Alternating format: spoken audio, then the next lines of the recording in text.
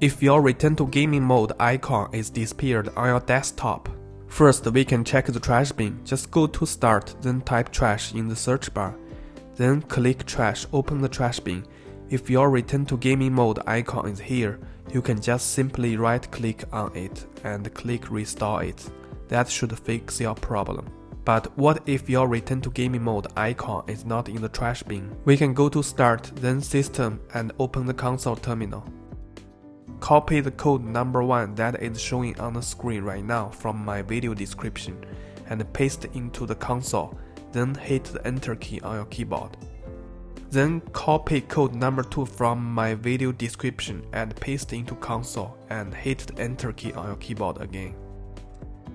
Now we can close the console and we will find that returning to the gaming mode icon has already shown up on the desktop. Just double click on the icon on this pop-up window and click Continue. Now we are back into the gaming mode. I will switch back to the desktop mode and make sure the return to gaming mode icon is still on desktop.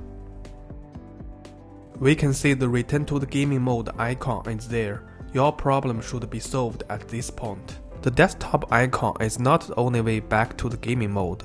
Actually, we can return to the gaming mode from the Start menu too. Press the Start menu, then press Restart, and select Logout. This logout will actually bring us back to the gaming mode. That's all for this video. If you think what I just shared with you is helpful, please don't forget hit the like button and subscribe to the channel. Thanks for watching.